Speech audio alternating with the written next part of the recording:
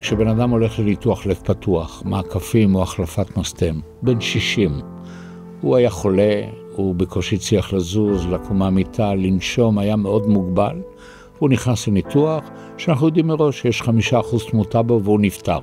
זו עבודה גדולה מאוד, זו עבודה למשפחתו, זו עבודה לחברה, אבל איך אתה משווה את זה לילוד שנולד והלידה נועלה ברשלנות? מה המשמעות של הדבר הזה? שהילוד הזה יהיה פגום, במקרה הטוב הפרעה מנטלית קלה, במקרה הרע פיגור קשה, שיתוק מוחין. מה המשמעות של זה מבחינת הפציינט עצמו, הילוד עצמו והסבל שלו, המשפחה שלו והעול על החברה? שלום, והיום בפודקאסט על המשמעות אנחנו עם פרופסור יונתן הלוי, נשיא המרכז הרפואי שערי צדק. שלום. שלום וברכה. חשבתי שכדאי שנתחיל ב7 לאוקטובר, איפה זה תפס אתכם שם בבית חולים? טוב, מערכת הבריאות ב7 לאוקטובר התנהגה שונה לגמרי מאשר במלחמות אחרות. בגלל ההפתעה למעשה ב-48 שעות הראשונות הגיעו כל הפצועים לשני בתי חולים בלבד, לסורוקה ולברזילי. למיטב זיכרוני לסורוקה למעלה מ-700 פצועים ביממה וחצי הראשונות, 7-8 באוקטובר, ולברזילי בין 300 ל-400, כאשר לא הייתה חלוקה, בניגוד לכל מלחמות ישראל, שבהם בשלב מאוד מאוד מוקדם מתכנסת מה שנקרא ועדת אשפוז עליונה, של נציגי קופות חולים, קצין רפואה ראשי, משרד הבריאות, ומבסטים את הפצועים. אבל החל מהיום השלישי-רביעי התחילו לקבל גם בתי חולים אחרים, ובשערי צדק טיפלנו עד היום בכ-1,500 פצועים, והליקופטרים נחתו יום-יום בעיצומה של המלחמה. יש איזשהו ראש שזכור לך במיוחד? ככה אתה כבר לא מנכ"ל, אתה נשיא, אבל אני מניח שדברים מגיעים עד אליך. כן, קודם כל עברתי הרבה מלחמות ואינתיפאדה ב-31 שנה שמנכלתי, אבל גם פה הייתי מעורב. אני הייתי בערב שהגיע אלישע מידן עם חבריו לשערי צדק, אחד הפצועים המפורסמים. אני לא חושף פה סוד, כי הוא עצמו מופיע באמצעי התקשורת ומדבר על הנס שקרה לו בשערי צדק. קודם כל הצלנו את חייו, הוא הגיע אחרי עיבוד דם קשה, ולאחר מכן הוא השתחרר מאיתנו לשיקום, והיום הוא הולך, שזה באמת, אני לא רוצה להגיד נס, יש בזה אולי גם אלמנט ניסי, אבל יש בזה את הטיפול הרפואי הטוב, ובעיקר את האישיות של אלישע מידן, שזה הבן של ראש הישיבה בהר עציון, כמו שאתה ודאי יודע. כן, הוא ככה הגיע בלי רגליים ויצא אחרי השיקום על הרגליים, הוא היום הולך בעזרת קביים. מדהים, פשוט מדהים, כי הקטיעה שלו הייתה קטיעה מאוד קשה ומאוד גבוהה. בוא תחשוף אותנו קצת לעולמם של בתי החולים, של המרכזים הרפואיים בארץ, כי זה מין שילוב מאוד מוזר ומיוחד בין מוסד ממשלתי, חברה ממשלתית, שבה יש עובדי מדינה, הסכמי שכר של האחיות, של הרופאים, של שאר העובדים בבית החולים, ואיזשהו אלמנט פרטי כזה או אחר, של נגיד הדסה, זה רשת שהיא הוקמה לא על ידי המדינה, אלא היא רשת פרטית. אני אעשה לך סדר, כי אתה הצגת את זה באי סדר. 50%, קודם כל בואו נגדיר בית חולים כללי. נעזוב כרגע את בתי החולים הפסיכיאטריים, גריאטריים. בית חולים כללי, זה בית חולים שנקרא באנגלית General Hospital, זה בית חולים שיש בו לפחות 5 מחלקות. חדר מיון שפעיל 24/7, זה מאוד חשוב, כי אסותא רמת החייל למשל, הוא לא בית חולים כללי, אין בו חדר מיון. צריך חדר מיון, וצריך לפחות 4 מחלקות שמהן מתפצלות המחלקות האחרות. פנימית, ילדים, כירורגיה ונשים ויולדות. בתי החולים נבדלים ביניהם בין בתי חולים על שיש להם את כל המחלקות ותת המחלקות שמתפצלות מהמחלקות הראשיות האלה. למשל כירורגיה, אז יש גם כירורגיה כללית וגם אורתופדיה וגם עיניים וגם אורולוגיה וגם פלסטיקה ועוד ועוד ועוד.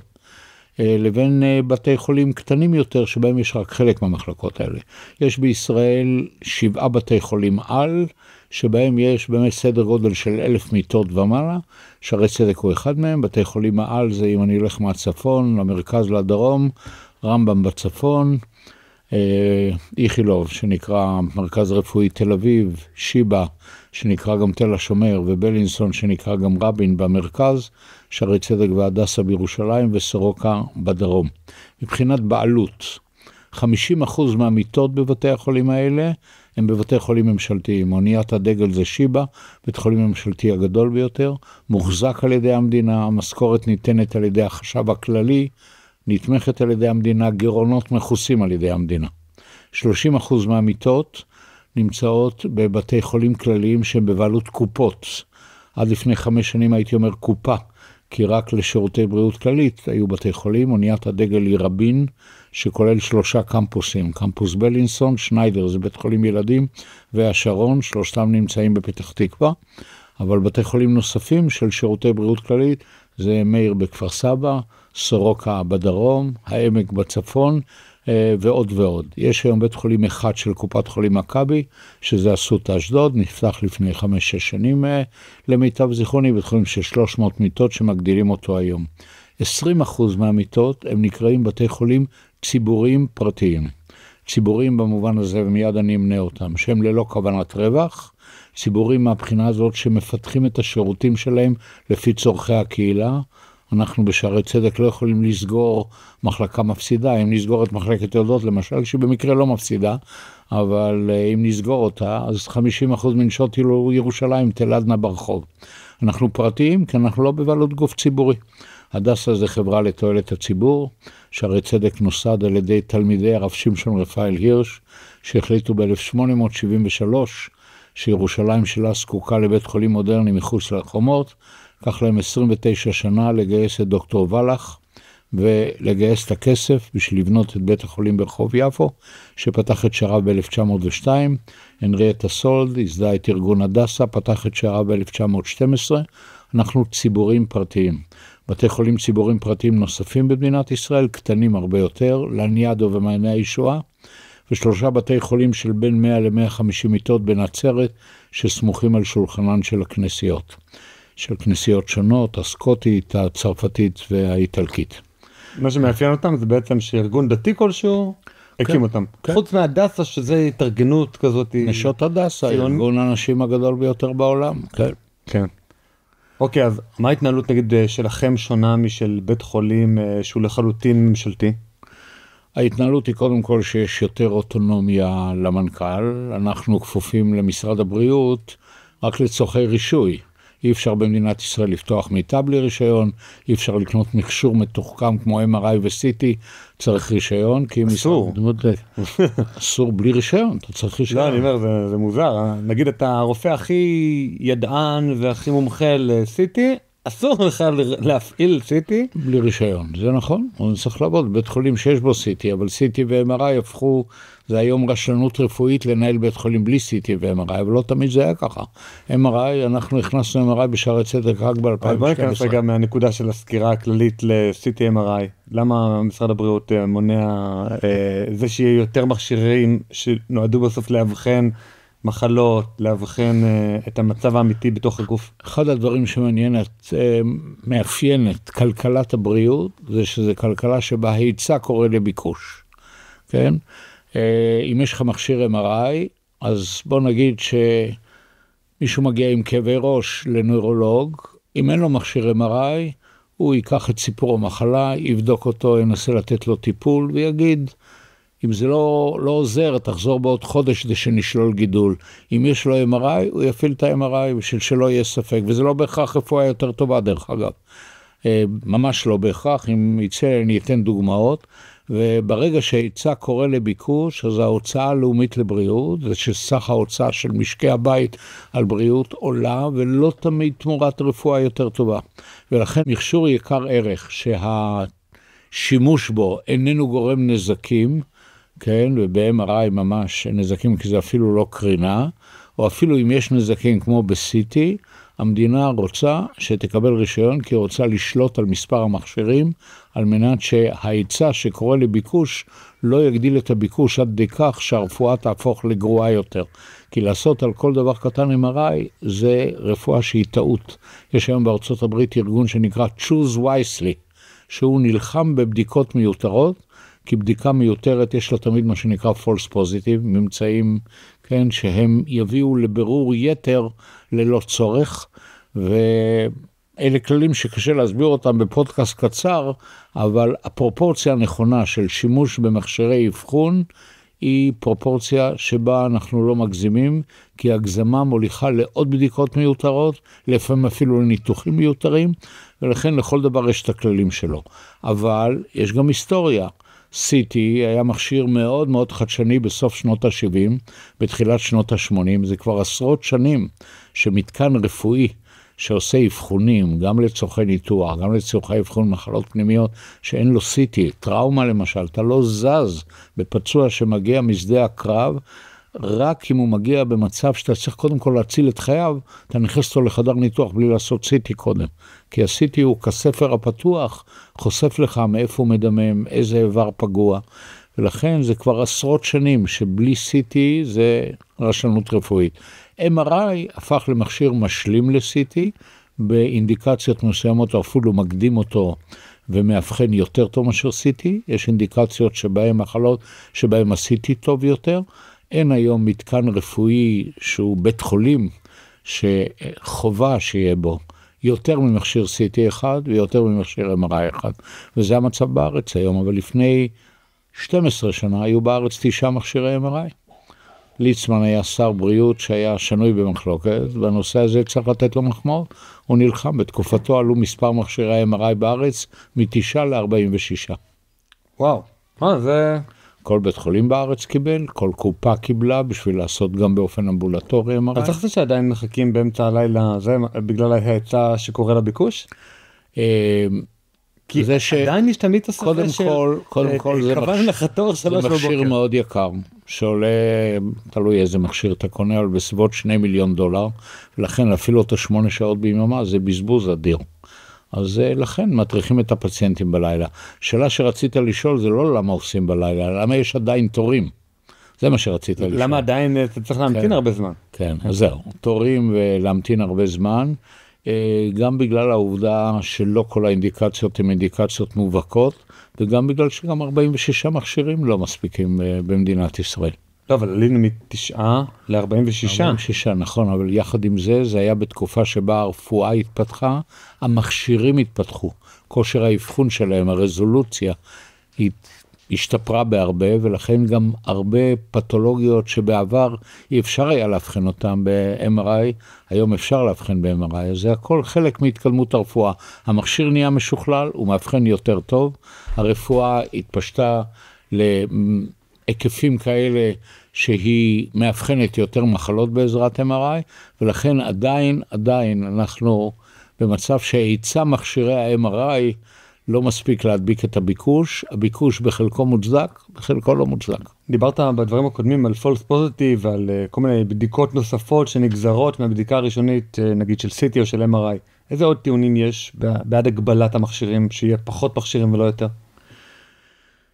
רק עלות גם של המכשיר עצמו, זה יקר מאוד, ואתה יודע, כל מתקן רפואי, למרות שאמרתי, בית חולים כבר לא יכול להרשות לעצמו, אבל אם לקנות את ה-MRI הבא, אני קניתי את הרביעי, כן, רק לאחרונה,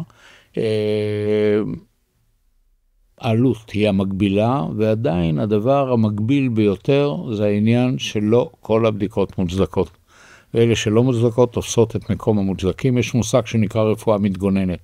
רפואה מתגוננת זה שרופא מחליט באיזה אמצעי אבחון או טיפול לבחור, לא רק בגלל שזאת הרפואה הנכונה, אלא בגלל שהוא חושש שיחמיץ משהו, ואז יגידו לו למה לא עשית את זה, וגם אם הוא יוכל לנסות ולטעון שזה חוכמה שהמאשימים לוקים בחוכמה שלאחר מעשה, יש עורכי דין, יש זה, ויש מושג של רפואה מתגוננת שבארצות הברית הוא ממש שולט, ושם המון בדיקות נעשות באופן מיותר, אבל הוא חדר לכל הרפואה המערבית, כולל למדינת ישראל, שתמיד הולכת כמה שנים אחרי ארצות הברית. זה בעצם המשפטיזציה, דיני הנזיקין. נכון.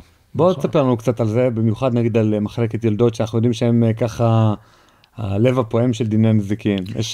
קודם כל צריך להסביר למה הם הלב הפועם. הולדה בעוולה? זאת אומרת... לא, הולדה בעוולה זה משהו ספציפי, זה מושג משפטי שבו יכול לטעון הילוד או משפחתו שלא היה צריך להוליד אותו, אם היו מאבחנים את המומים הרבים שלו. זה לא הולדה, זה הולדה בעוולה וזה בשולי השוליים.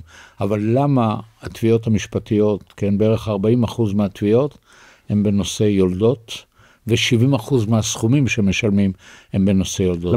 למרות שכמעט אף אחד לא נפטר במחלקת יולדות, לעומת המחלקות האחרות. כן, אבל זה לא קשור. לא, אני אומר... אני מסביר. אני רוצה להסביר את הניגוד החריף. זה לא קשור לפטירה. תראה. כמעט לא נעשים שם נזקים... תראה, כשבן אדם הולך לניתוח לב פתוח, מעקפים או החלפת מסתם, בן 60, הוא היה חולה, הוא בקושי הצליח לזוז, לקום מהמיטה, לנשום, היה מאוד מוגבל. הוא נכנס לניתוח, שאנחנו יודעים מראש שיש 5% תמותה בו, והוא נפטר. זה עבודה גדולה מאוד, זה עבודה למשפחתו, זה עבודה לחברה, אבל הוא היה בן 60, הוא היה חולה מאוד. אם הוא נפטר, אני אומר במרכאות, כדין או לא כדין, כלומר, הייתה רשלנות רפואית, לא עשו את הניתוח בזמן, או שהכל נעשה בזמן, ולמרות זה הוא נפטר, כי יש 5% תמותה גם...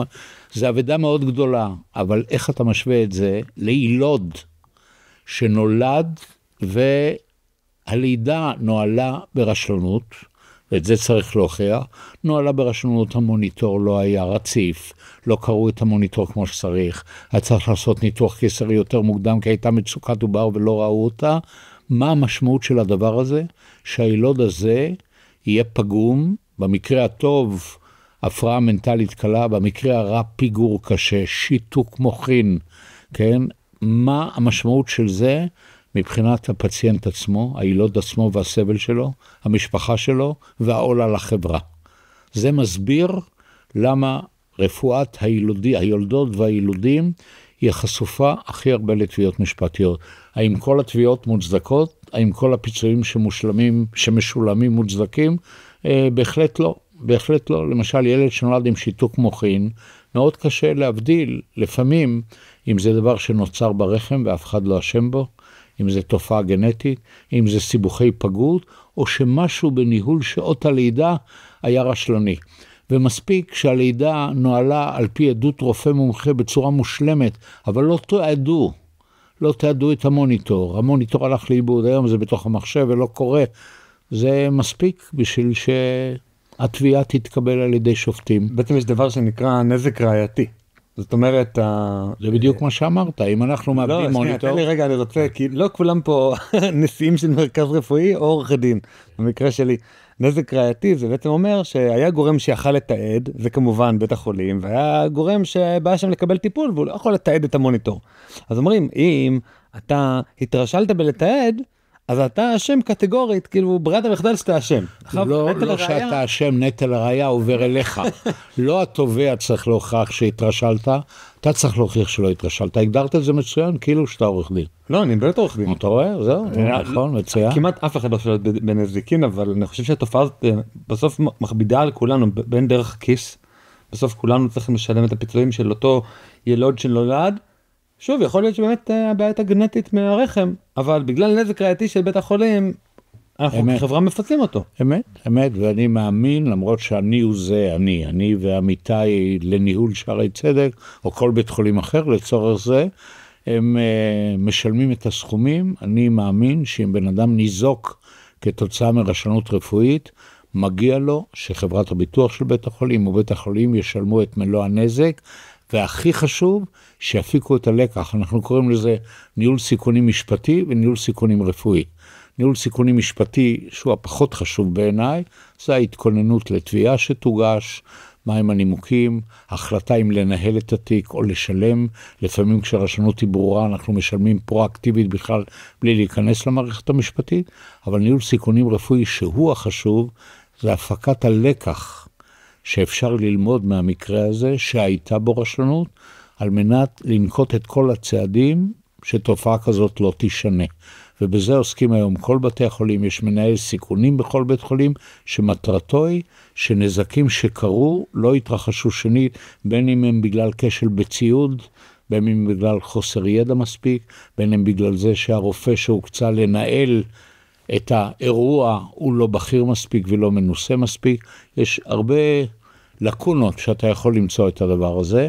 לצערי, אנחנו חיים בחברה מאוד ליטיגטורית שנוטה לתבוע בקלות, והרבה פעמים אנחנו צריכים לעמוד בפני טענות סרק, ולכן התיעוד כל כך חשוב, כי לא תמיד אפשר להוכיח שזה סרק. אבל בוודאי שיש קבוצה של אנשים שניזוקה מהמערכת הרפואית, שהמערכת הרפואית הייתה מתנהגת בצורה מושלמת, הן מבחינת רמת הרפואה, הן מבחינת היחס. רוב החולים שטובים זה חולים כועסים, לא חולים ניזוקים, כן? שאם היינו מתנהגים אחרת, לא היה קורה הנזק, ועל נזקים כאלה צריך לפצות את מלוא הנזק. ואני הראשון שאומר את זה, למרות שאני הגורם המשלם. בין אם זה רגשי ובין אם זה... סיפור אחר. כן, אתה יודע, כל נזק שנגרם... ניתן לך אולי דוגמה, סיפור מהמשפחה שלי. בבקשה. דוד של אמא שלי, ברוך טולדנו, זיכרונה לברכה, נפטר בבית חולים כלשהו בארץ, אני לא זוכר איפה, והחליטו לא לתבוע. זאת אומרת, סבא שלי, הוא נפטר בגלל זיהום, שאז היה מאוד מאוד נפוץ, עוד לא היה על כל המעליות את זה. סבא שלי החליט לא לתבוע. הוא אמר, הרופא היה, נראה שהוא עשה את מלאכתו נאמנה, היה אדם הגון, גם התייחס אלינו בצורה מאוד נחמדה ומאוד זה. נראה שלא היה שם רשלנות ככה של לזלזל בחולים. הוא האמין ביושרה של הרופא ושל האחיות מהצורת התנהגות, ואומר, אני לא תובע, אני לא רוצה. כולם עצובים על זה שהוא נפטר, גם הרופאים אני מאמין, בהנחה, ואולי איזה מישהו עשה משהו קצת לא נכון. כן, אבל לא הייתה למשפחה ראיה שנעשה משהו לא נכון. אני לא יודע, אתה יודע, זה סיפור מיתולוגי של המשפחה, אבל אני זוכר שהסבא סיפר, אנחנו לא טבענו, כי לא, אפילו לא התייעצו עם עורך דין. פשוט החליטו בגלל הטיפול המסור שקיבלו, שזה לא המקום לתבוע, ומה לעשות? אז זה ידוע גם מהספרות שעוסקת בנושא הזה, שהטובעים הם בראש ובראשונה אנשים שכועסים. כועסים בגלל שלא קיבלו את היחס הנאות, כועסים, אנחנו קוראים לזה, אני מאוד מחמיר בדברים האלה, נטישה. מה זה נטישת חולה? נטישת חולה זה לא שהחולה מפנה לעורף, אבל מספיק שאתה נמצא בביקור רופאים, והמטפל אומר לך, אני רוצה לדבר איתך כמה דקות אחרי הביקור, ואתה אומר לו, אני אחזור אליך אחרי הביקור, ואתה לא חוזר. זה לנטוש חולה, שאומר, הנה, הוא הבטיח לי שיחזור אליי, לא חזר אליי. אז כבר לא משנה אם הייתה רשלנות או לא הייתה רשלנות. זה חולה ששבע רצון הוא לא יהיה. ואנחנו עובדים מאוד קשה בבתי החולים, שערי צדק ידוע בדבר הזה, בשביל לבאר את התופעות האלה, מתוך מחשבה שאמפתיה, יחס גם חומל וגם מסביר לחולה, חשובים לא פחות מאיכות הטיפול הרפואי עצמו. כן, אני חושב שכל אחד מאיתנו, הרגע הראשון שהוא מרגיש במחלקה בבית החולים, זה של דיסאוריינטציה. מה קורה, מי נגד מי, מתי אני שוחרר, למה טיפול כזה, למה טיפול אחר, שיקול דעת, זה כל כך הרבה שאלות צפות להן. כן, אתה נראה לי צעיר ובריא, אז אני לא יודע כמה התנסית במחלקות, כי אני חולק על המשפט, אמרת את המילים, אני חושב, וטוב שהקדמת, אני חושב שהדבר הראשון שקורה לחולה כשהוא נכנס למחלקה זה דיסאוריינטציה. כן. אז זה מפחיד. אם היית אומר לי שהוא בחרדה, ואני תמיד מדגיש את זה גם לרוב, אל תשכחו לכל אנשי הצוות הרפואי, שאתם נכנסים למקום העבודה שלכם בבוקר, שאתם זקופים והולכים למקום עבודה, והחולה לא משנה מה יש לו, מחלה קשה, מחלה קלה, או אפילו חרדת שווא, הוא תמיד בחרדה. אם אתה נכנס מאוזן לבית חולים, אתה בחרדה. ותפקידנו לא רק להבחן מהר ויעיל ונכון, ולא רק לטפל מהר ויעיל ונכון, אלא גם להפיק חרדות. וזה מאוד מאוד חשוב. ולא אמרתי חרדה, אמרתי דיסאוריינטציה. זאת אומרת, אתה אומר, מה עכשיו עומד לקרות בכלל?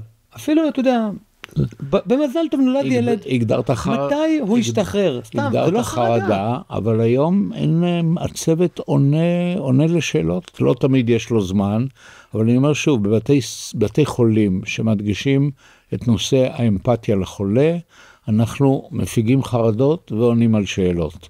האם תמיד יש זמן לזה? האם כל אחות מ-1900 האחיות של שערי צדק מגיעה לעבודה בבוקר אחרי שעזבה בבית 2 ילדים, 5 ילדים, 7 ילדים?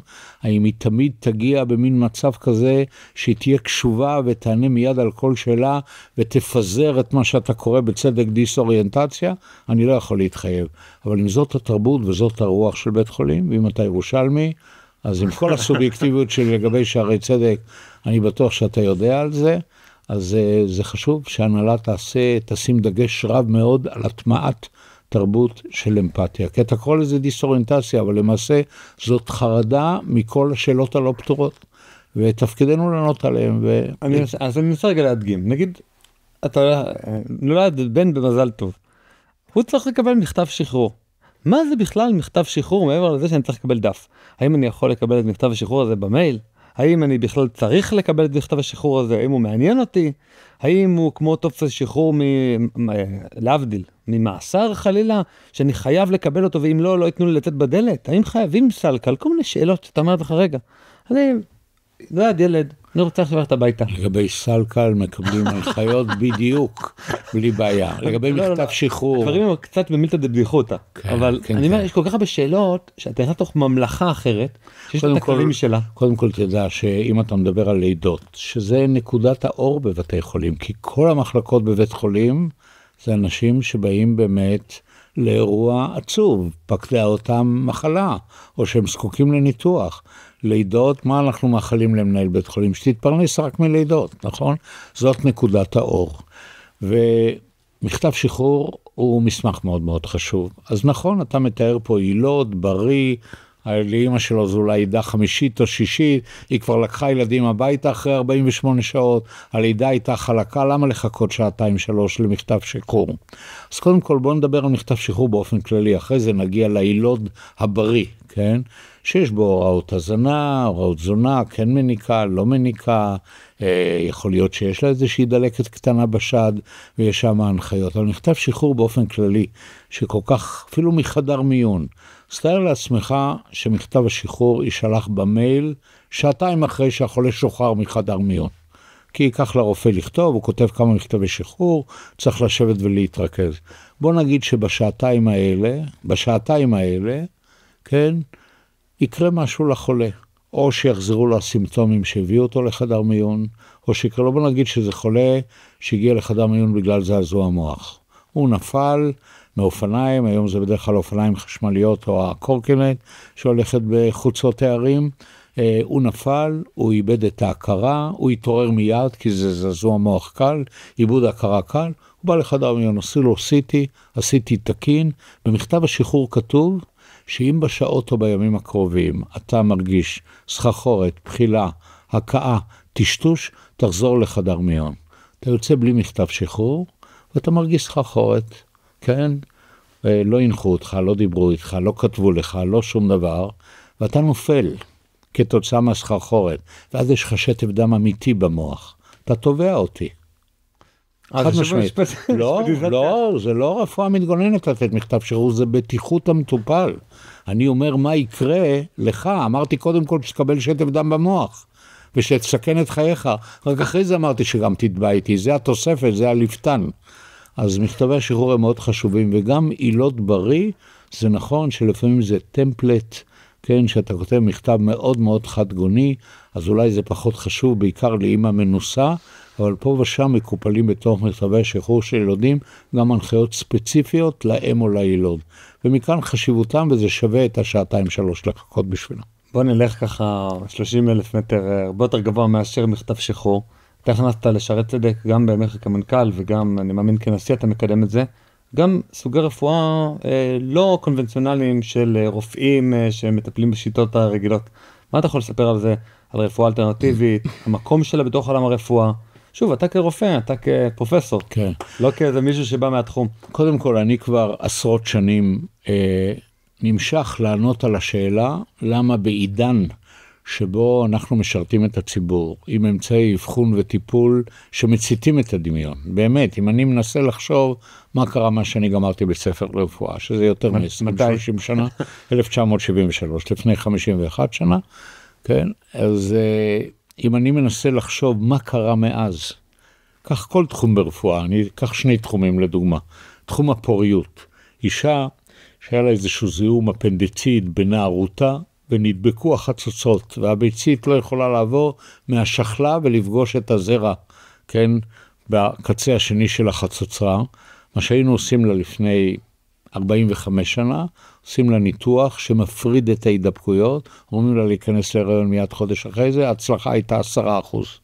הגיעו שני חוקרים, סטפטון ואדוארדס באנגליה, בשנות ה-80, נדמה 1984, וגילו את ההפריה החוץ גופית, שאפשר לקחת את הביצית מהשחלה, להפגיש אותה עם הזרע במבחנה, ולהשתיל את הביצית המופרד ברחם, ונפתרה בעיית העקרות. אין היום זוג שלא מצליח להביא ילדים לעולם, זה זוג שאו שהגבר נולד בלי תאי זרע, דבר מאוד נדיר, או שהאישה נולדה בלי שחלות, או שחלות שלא מייצרות ביציות. זה נדיר, עד כדי כך? נדיר ביותר. כל היתר ניתן לפתרון. זה מדהים. זה לוקח זמן, הרבה סבל, כאב וציפייה. זה נכון, אבל כן. אבל חוץ מאשר במקרים שבו אותם הגדרתי. כך למשל את תחום הקרדיולוגיה. מי חשב לפני 40 שנה שאנחנו נוכל היום בצנתור להיכנס לתוך העורק הכלילי שמספק דם ללב שהוא חסום, למפות את הרבדים התרשתיים, הסקלרוטים שבתוכו, לפוצץ אותם, לשאוב אותם החוצה, בעצם לנקות, למפות המלטרסאונד, לנקות ולהכניס תותבת שנקראת סטנט, בשביל שהדפנות לא יידבקו בחזרה. סוג של צינור. וזה נכון, וזה יש בכל תחום מתחומי הרפואה. נמשכתי לענות על השאלה, איך הרפואה האלטרנטיבית, שמה שמאפיין אותה, ואני לא מזלזל בה, תכף תשמע את המסקנה הסופית, שמה שמאפיין אותה, זה שהיא לא מעוגנת מדעית, היא בדרך כלל סמוכה על תרבות, למשל הרפואה הסינית והאקופונקטורה, אלפי שנים מאז הקיסר הצהוב, היא נתמכת במסורת, היא לא נתמכת בעבודות מדעיות. למה? הציבור נמשך לטפל, הוא מנסה ללמד אותנו איזה לקח.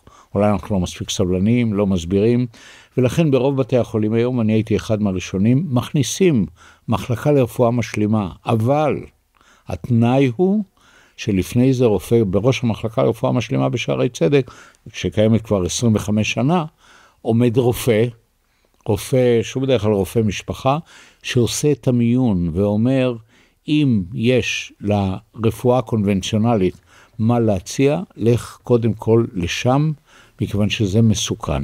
יש מחלוקת בינינו עם כל הרפואה המשלימה, הסינית, האקופונקטורה, האקופונקטורה זה דיקור סיני, דיקור במחטים. זה גם סיני. זה סיני. אז הסיני של כן, דיקור. אבל יש היורבדית, רפואה הודית, כן, יש לך כל הומאופתיה, שזה משהו שאתה נותן מדולל בחזקות של כמה עשרות, שלמעשה זה מים, אבל האמונה של ההומאופתים זה שהריכוז הקודם לפני שדיללת אותו, כן, אישרה מהודו על המים. אז יש מחלוקת בינינו אם זה הכל פלסבו, רפואת אין בו או לא. אני חושב שזה פלסבו, אבל יש לי כבוד גדול לפלסבו. פלסבו גם הוא יכול לעבוד אחרי שאתה וידאת, שהפציינט, כן, למשל בן אדם עם מיגרנות, יש לנו היום טיפול קונבנציונלי יוצא מן הכלל למיגרנות. לא עזר, שילך לאקופונקטורה, אולי יש שם איזה אלמנט חרדתי, אולי יש איזה אלמנט נפשי, עצם העובדה, כן, ההומאופת למשל, מקדיש זמן לפציינט שלו אין סוף, אבל חלק יחלוקו עליי, ויגידו שיש ממש גם ברפואה לא מוכחת מדעית, מכל מקום זה היה מספיק חשוב לרווחת החולה, בצורה מבוקרת, בתוך בית חולים שכולו מלא ברפואה אולטרה מודרנית, במכשור האבחוני והטיפולי הכי מודרני והכי מוכח מדעית, להכניס גם מחלקה כזאת, שבה יש אנשים שיקדישו זמן לחולה, ישוחחו עם החולה, ויוודאו שגם אם הוא יקבל טיפול של פלסבו, עם ההסברים המתאימים, ואחרי שמוצאו כל אמצעי הרפואה הקונבנציונלית, זה עשוי להועיל לו. ועדיין זה בתוך בית החולים. זאת אומרת, זה לא שאתה אומר, אני לא מתנגד. אין היום מחלקה אונקולוגית בארץ, שאין לה גם טיפול מלווה של רפואה משלימה. ויש כאלה שנשבעים בו שהוא גם עוזר, למרות שיש די קונסנסוס שכמו שאי אפשר לנתח בעזרת רפואה משלימה, אי אפשר גם לרפא סרטן, והיום ברפואה קונבנציונלית מרפאים אחוז גבוה של מקרי הסרטן, סרטן זה כבר מזמן לא פסק דין מוות. אפשר גם לרפא וגם להאריך חיים וחיים בעלי איכות, אבל אתה יכול להקל על החולים האלה, על הסבל שלהם ועל החרדות, עם שיאצו, אתה יודע מה זה שיאצו? מין סוג של מסאז', כן? אפילו על ידי טיפול רוחני, שגם הוא נחשב לא קונבנציונלי. אתה ניגש לחולה, ויש היום מה שנקרא מטפלים ברוחניות. אתה ניגש לחולה, דתי או לא דתי, ואתה אומר, אני רוצה לקרוא לך איזה טקסט שאהוב עליך. בוא נקרא אותו יחד. ונלמד אותו יחד. זה יכול להיות דף גמרא, זה יכול להיות ספר פילוסופיה, זה יכול להיות ביאליק, זה יכול להיות כל דבר אחר. התועלת לחולים היא משמעותית ביותר. אצלנו יש נבלנית, מנגנת על נבל, שמגיעה 3 פעמים בשבוע, ומשמיע מוזיקה לחולים. אותם חולים שיושבים, מקבלים כימותרפיה בעירוי, בתוך המחלקה האונקולוגית, המכון האונקולוגי האמבולטורי שלנו, מנגנת נבל, והחולים נהנים בצורה בלתי רגילה. זה חלק מרפואה אלטרנטיבית. בוא נחזור לתפקיד שלך כנשיא המרכז הרפואי שערי צדק. אתה סיפרת לי בשיחה המקדימה שאתה גם עוסק בגיוס משאבים, גיוס תרומות בשפת העם. למה בית חולים צריך בכלל גיוס תרומות? זאת אומרת, כאילו לפני קום המדינה, אני מבין, נשות הדסה, תלמידי הרש"ר עיר שרצו להקים בית חולים, היו צריכים גיוס תרומות, לא היה את המדינה, לא היה את החולה, לא היה את קופות החולים או את הביטוח הפרטי. שאלה מאוד טובה, אבל בזמננו אני קצת מתפלא עליה, ניתן לך תשובה מלאה. יחידת מגלן בצבא, צריכה תורמים? אני גם מתפלא. צריכה שתפריסים, צריך או נחל כמו שהנכד שלי שיושב פה. בוא נגיד רגע בשבחו. הרעיון הזה הוא בזכות נצר פלוך, שהביא אותך לכאן ויצר את השידוך הזה. קודם כל השם הוא פלוך, הוא אחד מ19 נכדים שלי, כמו כולם, הוא נכד האהוב ביותר, והוא הסקרן מבין 19 הנכדים, ובמסגרת זאת הוא מאזין לפודקאסטים שלך, במסגרת זאת הוא הציע לך לראיין אותי, במסגרת זאת הוא בא איתי בחופשה שיש לו חמשוש מהצבא, אז הוא בא גם להיות נוכח כאן, אז אני קודם כל מצטרף לחלוטין לדבר, קצת שבחו בפניו. מדוע נחלאווים ומגלניסטים צריכים תרומות, ומדוע בית חולים צריך תרומות? אז כן, אז אני אומר, בעידן שבו הצבא, וההסבר הוא משותף לשניהם ועצוב לשניהם, גם לנחלאווים וגם לבתי חולים, שהמדינה לא מספקת את מלוא הרווחה שמגיעה. תראה, מדינת ישראל מוציאה סדר גודל של 8.5% מהתוצר הלאומי הגולמי שלה על בריאות, באופן כללי. המדינה היא מאוד מתקדמת, בחוק ביטוח בריאות ממלכתי, אין מדינה בעולם שבה הציבור מקבל במימון ציבורי, לא פרטי, את מה שנותנים במדינת ישראל. אני הייתי במשך 5 שנים יושב ראש ועדת סל הבריאות, שבטעות קוראים לה סל התרופות, אבל היא מחליטה גם על תיעדוף בשירותים אחרים, לא רק במתן תרופות, וכל תרופה שמעריכה חיים בעלי איכות לחולי סרטן, גם סרטן מפושט, ביותר מ4-5 חודשים, גם אם היא עולה 40,000 שקל לחודש, היא ניתנת במימון ציבורי. אין, גם לא ארצות הרווחה הסקנדינביות, קרן העושר הנורווגית, לא נותנים. זה חלק מהאתוס של מדינת ישראל. ובכל זאת, בשביל שבית החולים יחדש את מחלקותיו מדי פעם, ישפץ, יקנה ציוד שיצא מכלל פעולה, הוא נזקק לתרומות, בין אם הוא בית חולים ממשלתי, שממש סמוך על שולחן הממשלה, בין אם הוא בית חולים של קופת חולים, בין אם הוא בית חולים ציבורי פרטי, כמו שערי צדק והדסה, ובדיוק אותו דבר חל על יחידות הצבא. הצבא מספק סקשים, מספק דובונים, כן, בזמנו זה היה דובונים, מספק מעילים, ובכל זאת, במלחמה הזאת הייתה יוצאת דופן, תפסה אותנו כל כך בלתי מוכנה, שתורמים בדרך כלל לבתי חולים קנו וסטים, כן, קנו מגינים קרמיים חיילים, והמדינה באמת צריכה לראות את זה כאחד מכשלי המלחמה, שבימ"חים לא היו מספיק לכל החיילים. זאת אומרת שאם אתה לא תסתובב ותקטט רגליך בין תורמים, לא תהיה המחלקה? כל מנהל בית חולים, כן, בתור נשיא, זה נשאר. אנחנו לא צדק באופן קונקרטי. אז אני אומר, כל מנהל בית חולים, אם הוא רוצה רווחה, אם הוא רוצה להחליף את מכשיר ה-CT הקודם שלו, לא אחרי 10 שנים, אלא אחרי 6 שנים, כי כבר יש מכשיר שהוא יותר טוב, וכושר האבחון שלו, הרזולוציה שבה הוא רואה פרטים היא יותר טובה, הוא צריך לחטט את רגליו, מציאות מצערת מאוד. גם כמנכ"ל הקדשתי לזה לא יותר מ-15-20% מזמני. התפקיד הראשון במעלה של מנכ"ל בית חולים זה לגייס כוח אדם איכותי, להעמיד בראשי המחלקות, כן, את הרופאים הטובים ביותר, ויש גם הגדרה מה זה טוב, וסביב רופא כזה או רופאה כזאת, התיישרו כבר גם הסגנים, גם הרופאים הבכירים, גם המתמחים וגם האחיות הכי טובות. זה התפקיד הראשון במעלה של מנהל בית חולים. הכרח בל יגונה, זה גם גיוס תרומות. אוקיי, אם כבר דיברנו על משיכה של כוח אדם, יש הרבה אלמנטים שנקבעים על ידי המדינה, נגיד כמו המחיר המקסימלי של כל מיני שירותים, גם של יום אשפוז וגם של ניתוחים כאלה ואחרים, סיטי וכו' וכו'. איך בעצם מנהלים את כל הדבר הזה עם כל המחירי גג, שבעצם מה שהם עושים זה, הם גורמים בעצם לבית החולים, שירותים כלשהם שבאמת עולים יותר ממחיר הגג, עלות פלוס ההתעסקות פלוס בירוקרטיה, אתה בתור בית חולים לא רוצה לספק אותם. תראה, בעיקרון יש תמחור, והמחיר צריך לשקף, הרי הכלכלנים של משרד הבריאות, משרד האוצר, יודעים בניתוח כסמרה, מה הם החומרים הנדרשים, כמה זמן חדר ניתוח, אחות חדר ניתוח, הכירורג, המשכורות, אמורים לשקלל את זה. אז אם משלמים נגיד 18,000 שקל לניתוח כסמרה, כמחיר גג, ופה המילה גג היא הצרה, כן? אז זה אמור לחסות את הדבר הזה. התמחור אמנם לא מדויק, אבל הטעויות למעלה מקוזזות על ידי הטעויות למטה, וזה בסדר. מה שקופות החולים עושות, כן? מה שקופות החולים עושות, זה שהן מקישות ראש בראש את בתי החולים, ואומרים, אתה תיתן לי הנחה על מחיר הגג. קטגוריה. לכל המטופלים שלי. לכל המטופלים שלי, בפרוצדורה המסוימת הזאת.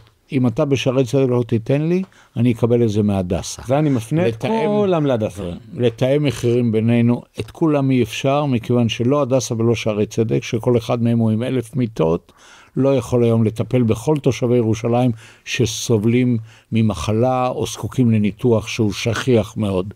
אבל מספיק שהם יורידו לי 20% מהצנתורים. מה עם כל הקרדיולוגים ששכרתי, מה עם חדרי הצנתור שבניתי, עם מכונות הצנתור שעולות 2-3 מיליון דולר שקניתי. אז הם מקישים ראש בראש ולקבל הנחות, וזאת צרה. זה גם מורכב יותר מזה. אני לא יודע אם בשידור כזה אתה רוצה, זה יש מושג שנקרא קאפ, בגלל שהיצע קורא לביקוש, ובגלל שבית חולים יכול להחליט, כן, ולקחת אליו חולים, ניתן לך דוגמה למשל, חיילת בת 19 מגיעה עם זיהום בדרכי השתן, בכלל אומר, בחורה צעירה, אתה יכול לטפל בה באנטיביוטיקה בבית, גם אם יש לה 40 חום, זה לקיחת צ'אנס מסוים, אבל זה סיכון סביר, אתה יכול להשפז אותה ל3-4 ימים, הרופא הצעיר בחדר מיון ממונה על ההחלטה הזאת, מתמחה, ברגע שהוא מחליט להשפז אותה, זה יעלה לקופת חולים, כלומר למדינת ישראל, כלומר למשלם המיסים, 10,000-15,000 שקל. הוא שלח אותה הביתה עם אנטיביוטיקה, זה יעלה כמה מאות שקלים. זאת אומרת, בית החולים עצמו נמצאת בידיו ההחלטה. במקרים הגבוליים, יש מקרים, בן אדם מגיע מרוסק, אף אחד לא חושב לשלוח אותו הביתה, אבל במקרים הגבוליים נמצאת בידו ההחלטה. ולכן משרד הבריאות הכניס כבר לפני 20 שנה מושג שנקרא קאפ, בית חולים שגדל משנה לשנה מעל אחוז מסוים, מעבר לגידול האוכלוסייה, אז על הדלטה של הגדילה, הוא לא יקבל את מחיר הגג, הוא יקבל לפעמים 0, לפעמים 30%, לפעמים 50%. זאת אומרת, המערכת מגבילה את בתי החולים, מגבילה את האוטונומיה. אנחנו גדלנו, הפודקאסט הזה גדל ב-900% ברבעון האחרון. אז אני, מה זה, משרד הבריאות היה נכנס... אתה נהנה ממימון ציבורי? לא, אני אומר, אם אני משווה את זה רגע, אתה רוצה בטח להראות כנשיא, כמה בית חולים גדל, כמה הוא נותן יותר שירותים, אבל משרד הבריאות רואה את זה בעין צרה. זה לא השליחות שלי להראות כמה אני גדל, השליחות שלי היא לטפל בכל דורש טיפול רפואי מהמעלה הראשונה. לטפל בכמה שיותר אנשים בצורה הטובה ביותר, במינימום הוצאות דרך אגב. אין שום סיבה לבזבז, אין שום סיבה לעשות בדיקות מיותרות.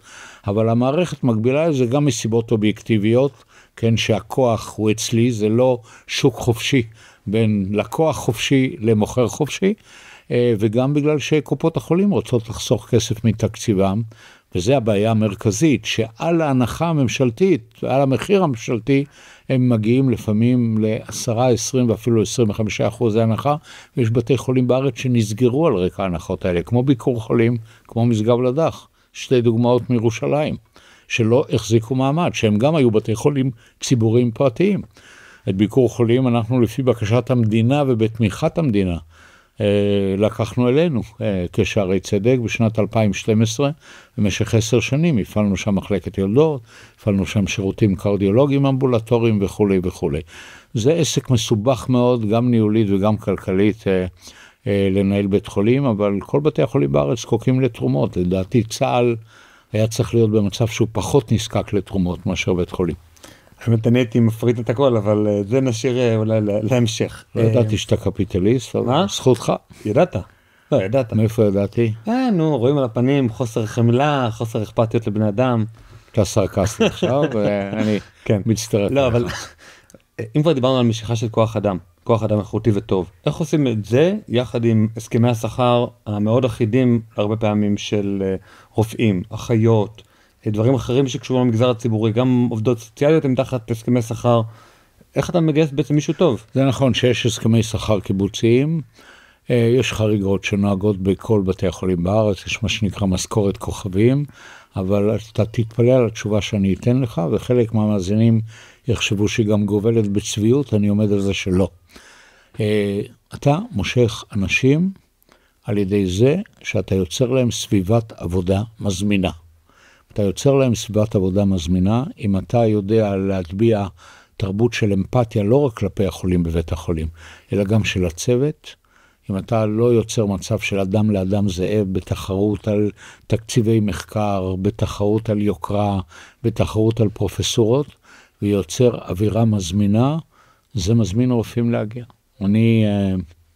בוא נגיד שכשהגעתי לשערי צדק, חיינו בצילה של הדסה, והדסה היא גם בעיניי, חייב לתת מחמאות, היא בית היוצר של האקדמיה הרפואית בישראל, אבל בגלל ששערי צדק היה כבר ידוע אז, ואני לא אומר שהדסה הוא אחרת, אני מדבר על שערי צדק, היה ידוע כבר אז בעיקר בסיעות שלו, ואתה פשוט צעיר מדי בשביל לזכור את זה, אבל אם יש לך הורים ירושלמים, אז תשאל אותם, והיה ידוע מאז, באמת באמפתיה וחמלה ששוררת בו, והסוד הגדול היה לא לאבד את זה, כשעוברים מבית חולים של 300 מיטות, לבית חולים של 1,000 מיטות, להטביע תרבות של אמפתיה, ועושים את זה על ידי שורה של צעדים, שאחת מהם זה שכשאתה בוחר מנהל מחלקה במכרז, אתה נותן משקל לאישיות שלו, לא פחות מאשר לידע המקצועי, לכושר הניהול ולמובילות המקצועית הטהורה שלו. אתה נותן גם משקל לאישיות שלו. דרך אגב, זה מתחיל בקבלה לבית ספר רפואה.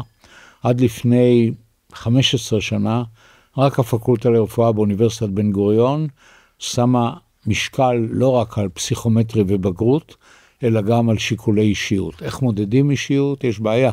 אין אמפתומטר אובייקטיבי, לחלוטין.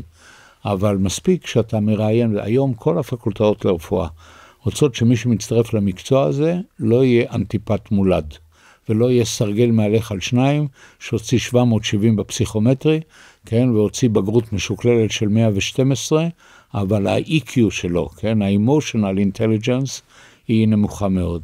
אחד עושה את זה ביתר הצלחה, אחד פחות, אין הסכמה בעולם. יש הסכמה שצריך לתת תעודת כניסה למקצוע הרפואה לאנשים אמפתיים. אין עדיין יכולת למדוד את זה בצורה הכי אובייקטיבית והכי מעמיקה בעולם. אם היית יכול לעשות שינוי בעניין הזה של ההסכמים הקיבוציים, של הוועדים, היית עושה איזשהו שינוי? אני רואה שזו שאלה שהקפיטליסט מסתתר מאחוריה. כן, אמרנו, אני הייתי כנה מאוד. כן, אבל לא יהיה קיום למערכת הרפואה בארץ. הרפואה המודרנית מתאפיינת בעלות אקססיבית, אדירה. אם אתה רוצה להכניס את כל החידושים הטכנולוגיים, אתה צריך לדאוג שלצוות שלך יהיו משכורות הגונות, וועדי העובדים, גם של הרופאים וגם של האחיות, נכון, לא של המקצועות הנלווים האחרים. העובדות הסוציאליות, הפיזיותרפיסטים, המרפאים בעיסוק עדיין, יש להם משכורות מאוד מאוד לא מכובדות. רופאים ואחיות היום, אם הם חרוצים, אם מיומנים, יש להם משכורות ללא השוואה למה שהייתה בתקופה שאני הייתי רופא צעיר, משכורת שממנה בהחלט אפשר לפרנס משפחה. תמיד יש אפשרויות לרופאים לעבוד בחצי משרה נוספת בקופת חולים, וכשבית חולים באמת רוצה כוכב שידוע שהוא יהיה מנוע צמיחה לבית חולים, יש הסכמה, אפילו לא הסכמה שבשתיקה, זה ידוע שאפשר לשלם לו משכורת שהיא מעל המשכורת של הסכמי עבודה קיבוציים, זה מתי מעט. יש בכל בית חולים כאלה אנשים בודדים שהם באמת שווים את זה, מכיוון שהציבור, הפציינט הישראלי הוא educated customer. עושה שופינג אראונד, אני כבר לא מדבר על תופעות כמו הרב פירר, תופעה מאוד חיובית לדעתי, מאוד מאוד חיובית, כן? אבל הוא הולך ורוצה לעשות את הניתוח אצל המנתח הכי טוב. אז אם אתה רוצה כמנהל בית חולים, שיהיה לך את המנתח הכי טוב, מותר לך, הוא לא יהיה עשיר מופלג, אבל הוא יקבל יותר ממשכורת. אני כבר לא מדבר... זה בעיה שבן אדם יהיה עשיר מופלג. כן, אני לא, בסדר, בוא, לא על חשבון מישהו אחר, אתה בכל זאת, אתה צריך להחזיק בית חולים, אתה לא... שעות נוספות, הוא נכון? חריצות תמיד מביאה לי יותר פרנסה בכל מקצוע, אם אתה יותר חרוץ, אתה מתפרנס יותר. אני גם רוצה להזכיר שבתי החולים הציבוריים הפרטיים, שהם לא נבנו על אדמות מדינה, ושאין בהם כסף של משלם המיסים, בטח לא בהקמה שלהם וברכישת הציוד, שם מותר גם שר"פ. זאת אומרת, לרופא שהוא מאוד פופולרי, יכול אחרי שעות העבודה, כן, לבצע ניתוחים, לבצע פרוצדורות ולקיים הרפאות פרטיות, וזאת השלמת הכנסה מצוינת. היא לא קיימת בבתי החולים הממשלתיים, כי שם הקרקע, הציוד, הכל, זה רכוש משלם המיסים. אני לא חושב שזה... בוא נגיד, אמת משמיים הדבר הזה. החלטה של היועץ המשפטי לממשלה, אליקים רובינשטיין לפני כ-20 שנה. כן, אני חולק עליו. זכותך המלאה. לחלוטין. אבל הייתי רוצה גם שנבוא ונדבר על עוד נושא שהוא ככה אולי מאוד איזוטרי, אבל דיברנו עליו כאן בפודקאסט באחד הפרקים. הנושא הזה של מה בין אחיות לבין רופאים, הרי רופאים יכולים להעניק סמכויות מסוימות לאחים ואחיות, עובדי סיעוד, בצורה נקודתית. רופא כלשהו סומך על אח כלשהו, אומר לו, לסמכות הזאת אני מקנה לך, או תחת השגחתי או לא תחת השגחתי. למה אתה עושה לא? אני עושה לא כי המשפט הזה מוטה מיסודו. אוקיי, אז תסביר אתה את הרקע. כל הנושא של הרשאות, מה מותר לאחות לעשות, הוא לא מסור לרופא שממונה עליה, הוא מסור למשרד הבריאות, והיום אחות מוגדר מאוד, כשהיא גומרת בית ספר לאחיות מה מותר לה לעשות, יש היום התמקצעות בתוך אחיות, יש קורסים על בסיסיים, אחות טיפול נמרץ, אחות מיילדת, כן? הכשרה של שנה מעבר לבית ספר לאחיות, וגם הסמכויות שלהם מוגדרות בדיוק מה מותר. אתה מתכוון לומר שכשרופא, בכיר בעיקר, עובד עם אחות במחלקה והוא סומך עליה יותר, במסגרת מה שמותר לה, הוא ייתן לה יותר, לעומת זה למי שעוד לא עברה את ההבשלה, או שלעולם לא תעבור אותה הגעת הקשורים, לדעתו, אבל ההרשאות הן מוסדרות מאוד, בתוך מסגרת ההרשאות שמותרות לה, אבל אני צריך לציין, אחות של היום זה לא אחות של לפני 30 שנה, המקצוע הפך לאקדמי, לחלק גדול המושג של אחות מעשית עבר מן העולם, היום זה כוחות עזר שרוחצות חולים ועושות עבודות לא מקצועיות, אחות זה מקצוע שהוא לפחות עם תואר ראשון, רבות עם תואר שני, יש בארץ אולי אפילו כמה מאות אחיות עם תואר דוקטור, לא רופא, דוקטור בסיעוד, היום לא קוראים לזה סיעוד, קוראים לזה אחיות, כי סיעוד יש... החליפו שוב את השם? פעם זה היה אחיות, אחר כך זה היה סיעוד, עכשיו, היום זה נקרא שירות האחיות, למה? כי סיעוד מקרין קונוטציה, המטפל הפיליפיני הוא גם סועד אותך. לכן האחיות יזמו בשנה שעברה סיפור חדש והאקדמיה קיבלה את זה. היום שירות האחיות בבתי חולים לא נקרא שירות הסיעודי, נקרא שירות האחיות, כן? והיום יש התמקצעות רבה מאוד שלהם, אבל הכל במסגרת הרשאות בדיוק מה מותר להם, בשביל שאחות תוכל לקחת דם מחולה. היא מקבלת הרשאה מיוחדת לאחר קורס בחתימת האחות הראשית במנהל בית חולים. שהיא תוכל להכניס עירוי לחולה. אני רוצה רגע לשקף כדי להבין, כי בסוף אני ערכתי את הפרק הזה לפני כמה חודשים, מה שיצאתי איתו היא שבסופו של דבר שיקול דעת של רופאים הוא מאוד נרחב ביחס לאותם הרשאות, לא של מנהל בית חולים או מסמך רשמי כזה. לא, הרשאות הן הרשאות רשמיות. שיקול הדעת של הרופא הוא רק להפחית. הוא רק במידה כמה הוא סומך עליה במסגרת ההרשאות, נכון? זאת אומרת, יכול להיות שאיזושהי אחות סיימה הרבה מאוד הרשאות, אבל בפועל היא לא תבצע את אותן הרשאות. מותר לרופא להגיד, אני אצלי במחלקה, שהאחריות המלאה היא שלי, אני לא רוצה שאת תכניסי עירוי, מכיוון ש50% מהעירויים שלך הולכים פרה. פרה זה יוצאים מחוץ לברית. לכי תעשי השתלמות נוספת. דרך אגב, זה חל גם על רופא לרופא. כשמתמחה, כן, שם אין עניין של הרשאות. אתה גמרת בית ספר לרפואה, החוק בעניין הזה פרוץ. אני מומחה לרפואה פנימית לגסטרואנטרולוגיה, אני יכול לעשות ניתוח לב פתוח על פי החוק, אבל אני צריך לגמור אותו בהצלחה בשביל ללכת לבית סוהר. כן, זה עניין אחר. אז בעניין הזה החוק הוא פרוץ, אבל גם רופא, מתמחה מתחיל להתמחות בכירורגיה. מתי הוא יעשה באופן עצמאי את ניתוח האפנדיקס הראשון שלו, את ניתוח כיס המרה הראשון שלו, את ניתוח ההרניה שלו, זה קובע מנהל המחלקה. ויש את האיש שנולד עם ידי זהב, קולט במהירות, חרוץ, נשאר בלילה בבית חולים, מלווה את הרופא הראשי, זה מקצוע שולייתי רפואה, כן? ומנהל המחלקה ייתן לו אחרי 6 חודשים לעשות את זה. אותו דבר רופא פנימי, מתי הוא יכול לקחת על עצמו אחריות של חולים בלי להציג אותם לרופא הבכיר. זה לא עניין של הרשאה, זה עניין אחריות של מנהל המחלקה, לפי קצב ההפשלה של אותו רופא, שזה פונקציה של הכישרונות שאותם הוא נולד, החריצות שהוא השקיע בבית ספר לרפואה, החריצות שהוא משקיע בלימוד ההתמחות שבה הוא מתמחה. אני אוהב לשאול הרבה אנשים שבאים כאן לפודקאסט, שאלות בסגנון דיקטטור נאור. זאת אומרת, אם היית דיקטטור נאור של מערכת הבריאות ליום אחד, מה היית עושה? הבעיה היא שאתה כל כך חלק מתוך המערכת בתפקידים מרכזיים שמילאת בהם תפקיד, יושב ראש סל התרופות, אמרת... הייתי יושב ראש המרכז הלאומי להשתלות, הייתי אחראי גם על הרישוי של בתי הספר לרפואה האחרונים. לא זוכרת את כל הדברים האלה, אבל בכל זאת אני שואל את השאלה, אם הכוח היה בידך לעשות איזה רפורמה שאתה יכול בתחום, מה היית עושה? הייתי נלחם בפוליטיקאים על מנת שהקצאה למימון חוק ביטוח בריאות ממלכתי שכל ישראלי צריך להיות גאה בו, אבל שעדיין גם כשמיישמים אותו היום בעזרת 8.5% מהתוצר הלאומי הגולמי, יש תורים ארוכים לניתוחים, הייתי מעלה ב2.5%, מביא אותנו ליתר מדינות אירופה, כי הרי זה הכל עניין של חלוקת הפאי הלאומי, ויש אילוצים במדינת ישראל. האילוץ הראשון זה תקציב ביטחון מאוד גדול.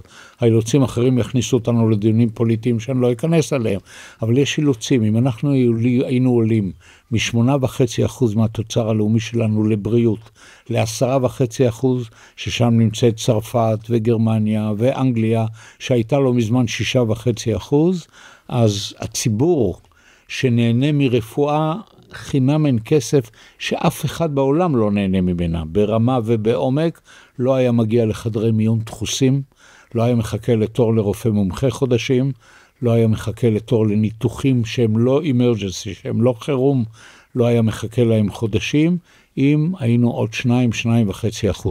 אם הייתי דיקטטור, נאור יותר או נאור פחות, זה מה שהייתי עושה. אז בעצם אתה, נראה לי גם תענה על שאלה הבאה באותו אופן, של להגדיל את התשומות. איך אנחנו מתמודדים עם המשבר או המחסור ברופאים בשנים הבאות? אז קודם כל באמת אני מאוד גאה שוועדה בראשותי אישרה 3 בתי ספר לרפואה חדשים רק בתקופה האחרונה. איפה? באוניברסיטת רייכמן, אוניברסיטת חיפה ומכון ויצמן. לא שמעת על זה? לא. אז אם ככה אושרו 3 בתי ספר לרפואה, אבל זה טיפה בים. יש מחסור גדול ברופאים. מהרישיונות שניתנו השנה לרופאים בארץ, 69% נותנו לרופאים שגמרו בחוץ לארץ. לי יש 2 בנים רופאים, אחד עמד באוניברסיטת בן גוריון, אחד עמד בהונגריה.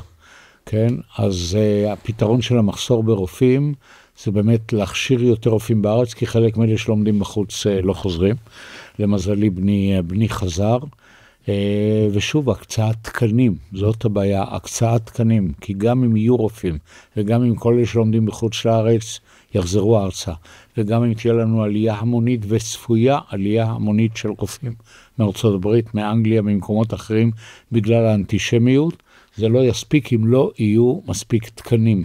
וזה מחזיר אותנו לעניין האחוז מהתל"ג שאנחנו מוצאים במערכת הבריאות. אז הנה, קלט בול, שבעצם עוד תשומות למערכת הבריאות. נכון. טוב, נקווה גם שוב, זה באמת תחום מורכב, אני לא מתיימר להגיד להפריט והכל ייפטר. אני חושב שהוא גם מורכב כי יש בו באמת עניין העובדים, עם ההסכמי שכר שלהם, וגם את עניין זה שיש פה moral hazard, בעצם כשאתה מקבל שירות בחינם, אז אתה נוטה לצרוך יותר ממנו. אסיה במגן, מגן שוויה. מה? אסיה במגן, מגן שוויה. אסיה במגן. נכון? ביטוי תלמודי. לא מכיר. רפואה בחינם שווה חינם. לא, אז...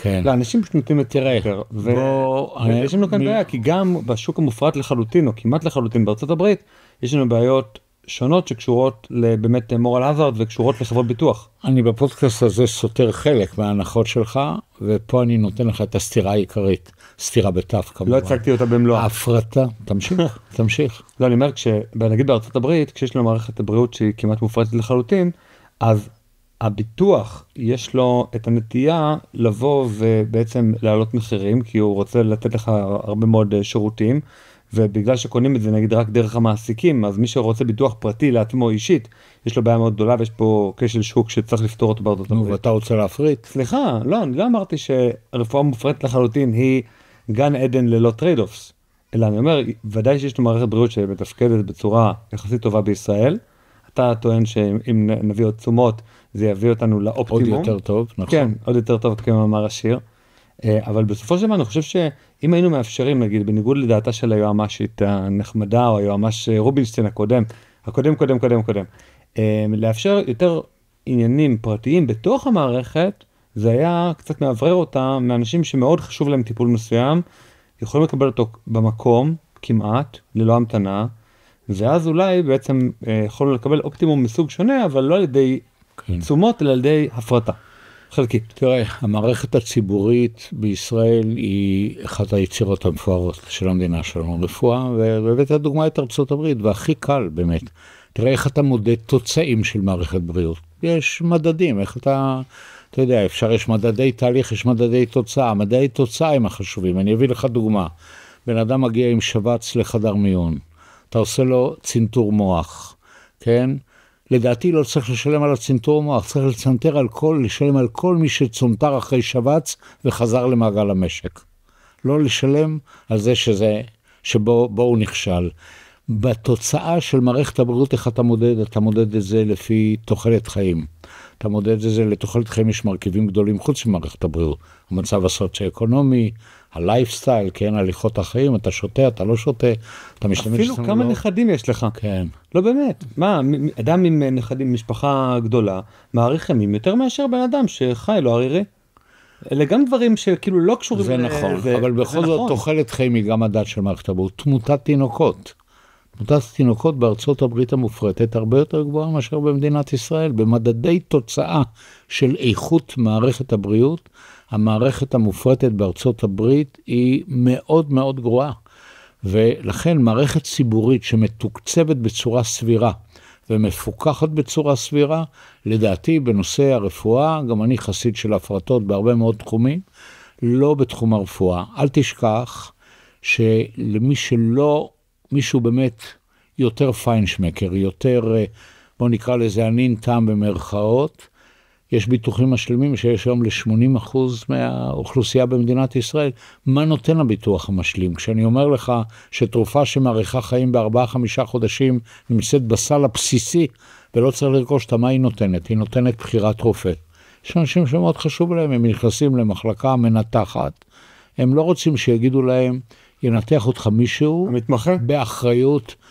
יש כללים בדברים האלה. שוב, דיברנו על הרשאות, אמרתי לך שלרופאים אין הרשאות, אבל מתמחה לא יכול לנתח בלי נוכחות של רופא מומחה. גם אם פרופסור הלוי עומד מעל הגב שלו, אתה לא רוצה שמתמחה יחזיק את הסכין. אז רק שתדע ששוב, בתהליך ההכשרה של מתמחה, בדרך כלל בכירורגיה, אני לא כירורג, כן, מצד ימין של החולה, בנוירוכירורגיה עומדים ליד הראש.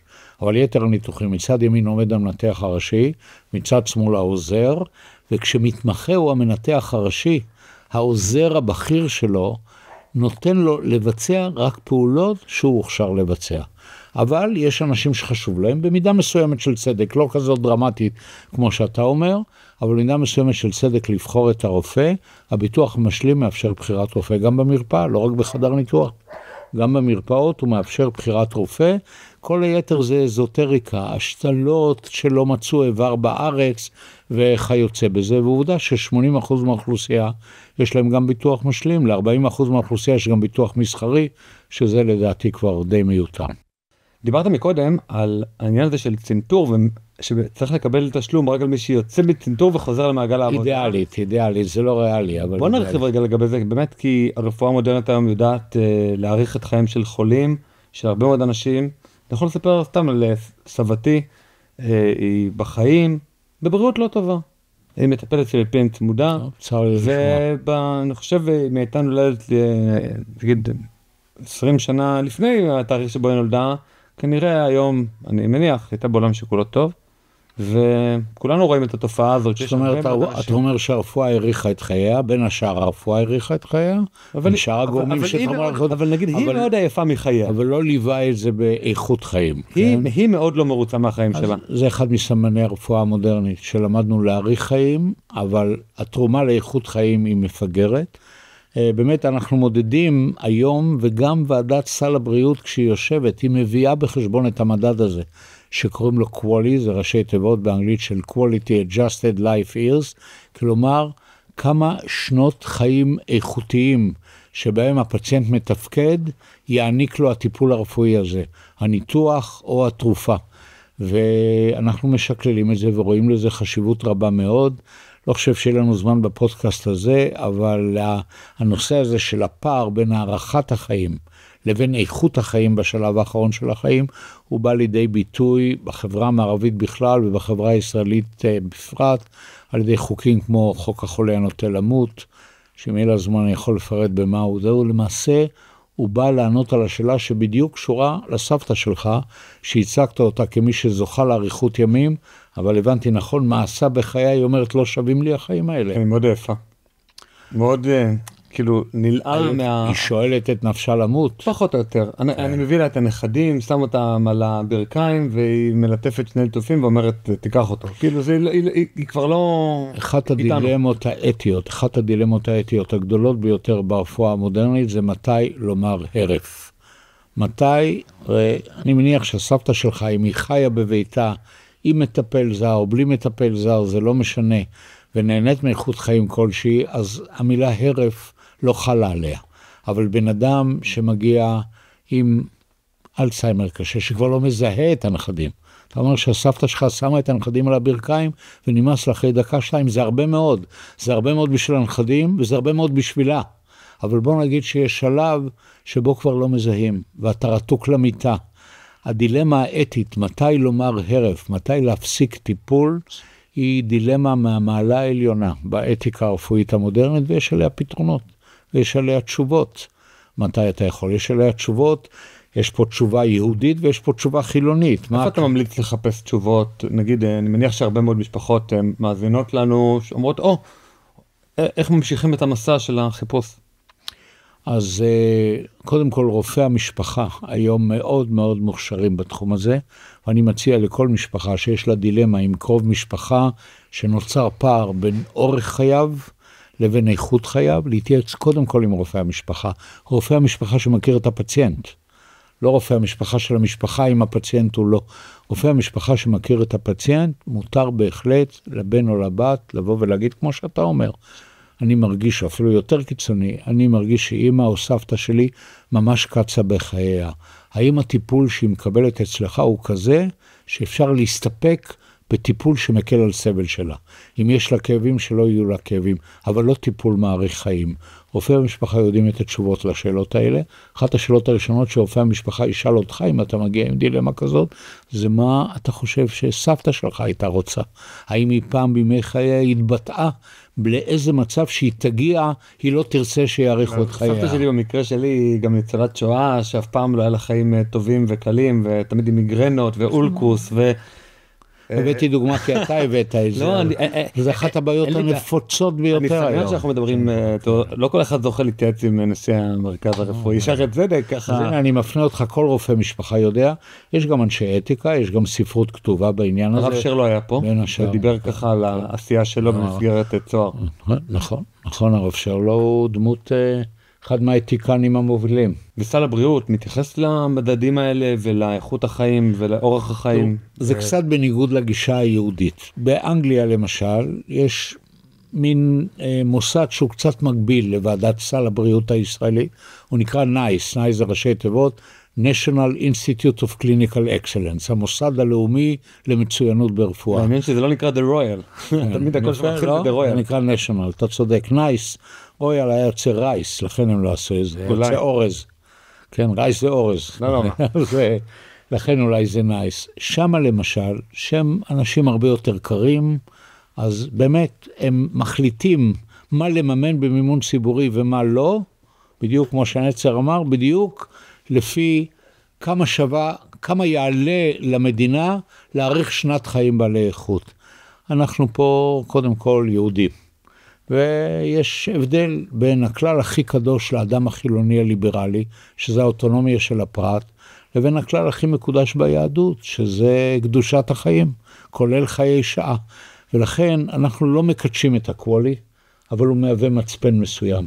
לכן אנחנו נמנעים מלקמת ולבוא ולהגיד, רק שנת חיים שלהאריך אותה עולה פחות מ-50,000 שקל, אנחנו נשקיע את הטיפול. אם זה עולה 52,000 שקל או 100,000 שקל, זה לא כדאי. את זה אנחנו נשארים לבריטים הקרים, אנחנו מנסים למזג, אבל כן, זה אחד מהקריטריונים שלנו, זה גם כמה אנחנו יכולים להשקיע בהערכת שנת חיים בעלי איכות, והמילה quality איכות היא דומיננטית פה. אז אני ככה מציע בנימה הזאת, שבאמת יכולה, אני חושב, לעזור גם מבחינה נפשית ורוחנית להרבה מאוד משפחות, לעשות כמו שאני עשיתי עכשיו, לא להתבייש, לדבר על זה. גם בין האחים, הרבה פעמים אח אחד רוצה איכות חיים, ואח אחד רוצה לקצר, ואח אחר רוצה להאריך, כי ככה הוא חושב שההלכה אומרת, או מסיבות אחרות.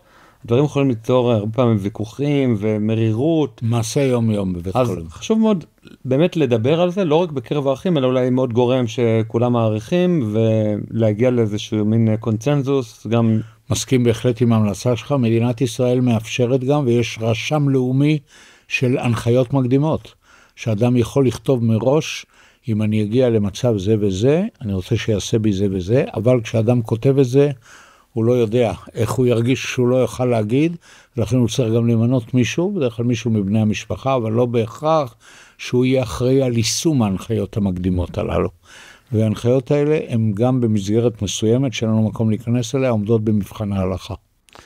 שלא נדע, אבל שאם נדע, נדבר על זה וננסה לעזר באנשים שיש להם הרבה ניסיון, כמו שאתה אומר, מעשים של יום יום. כן.